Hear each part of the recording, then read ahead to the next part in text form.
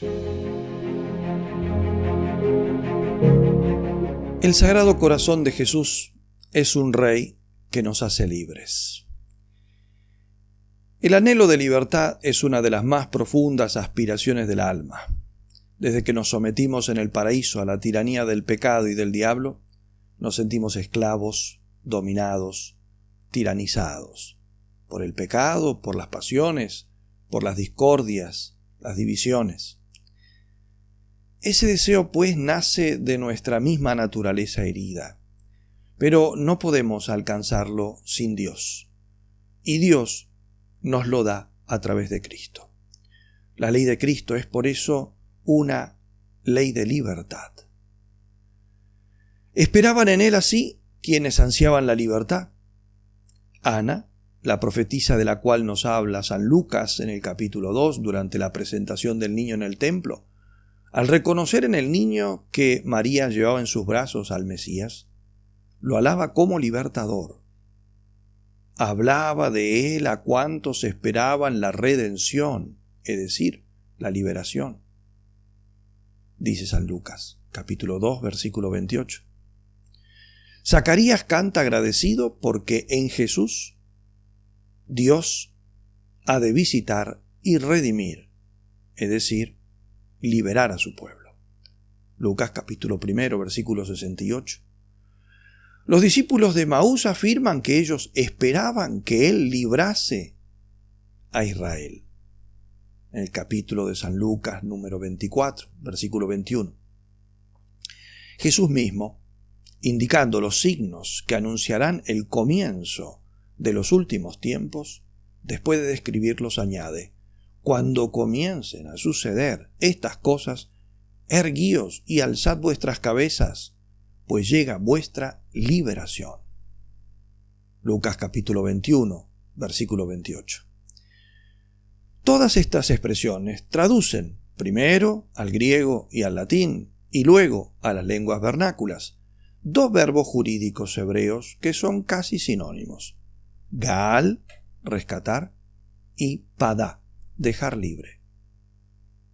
Expresan estos la acción de liberar al esclavo, al prisionero, lo que expresa muy bien la palabra que usamos más a menudo, redimir.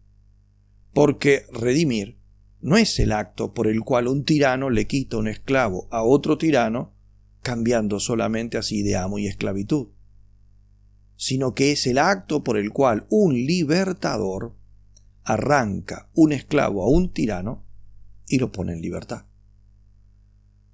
Así se define Jesús. En verdad os digo, todo el que comete pecado es un esclavo. Y el esclavo no se queda en casa para siempre, mientras que el Hijo se queda para siempre.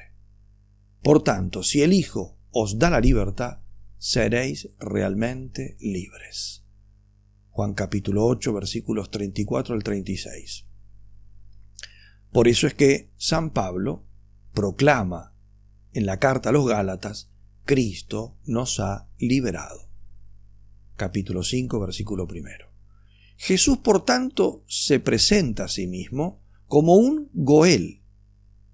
En el antiguo derecho hebreo, el Goel era aquel pariente próximo a quien le incumbe el deber de defender a los suyos y de liberarlos si éstos hubiesen caído en cualquier tipo de esclavitud. El libro del Levítico, capítulo 25, versículo 25, dice así: si se empobrece tu hermano y vende algo de su propiedad, su Goel más cercano vendrá y rescatará lo vendido por su hermano. Isaías llama por eso a Dios Goel de Israel. Isaías capítulo 43, versículo 14. Jesús, sin embargo, no es un liberador temporal. Esto es una carnalización de ese carácter de liberador y de redentor. Él más bien rechazó ser rey en sentido mundano. Se proclamó, sin embargo, rey de otro orden.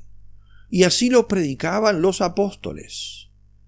Cuando los judíos de Tesalónica, según nos cuenta San Lucas en el libro de los Hechos de los Apóstoles, capítulo 17, cuando estos, se presentan para acusar a Pablo y a Silas, dicen muy sugestivamente que andan diciendo que hay otro rey que es Jesús. Decían, pues, que Jesús es rey. Eso es lo que predicaban los apóstoles. Sí, es rey y es liberador, es decir, Goel. Liberador de una tiranía espiritual. San Pablo a los Gálatas les dirá que nos libra de este mundo perverso, capítulo 1, versículo 4, de la maldición de la ley antigua, capítulo 3, versículo 13, de la ley carnalizada, capítulo 4, versículo 4. A Timoteo le dice que nos libró de las redes del diablo. Primera carta a Timoteo, capítulo 3, versículo 7. Y el autor de la epístola a los Hebreos añadirá que nos libra de la tiranía del demonio y de la muerte y de toda servidumbre, lo que el temor de morir impone a los hombres. Hebreos capítulo 2, versículo 14. Para hacernos libres, pues, se entregó a sí mismo a la pasión y se hizo maldición en lugar nuestro. El mismo San Pablo, en la epístola a los Gálatas ya citada, dice: Cristo nos rescató de la maldición de la ley, haciéndose Él mismo maldición por nosotros. Y la carta a los Hebreos dice: participó de la carne para aniquilar mediante la muerte al Señor de la muerte, es decir, al diablo, y libertar a cuantos, por temor de la muerte, estaban de por vida sometidos a la esclavitud. Capítulo 2, versículos 14 y 15. Él, pues, con su caridad, nos ha traído una ley de libertad, y debemos vivir como libres. Y esto lo hacemos viviendo en plenitud la ley nueva, que es ley de gracia, y por eso es ley de libertad.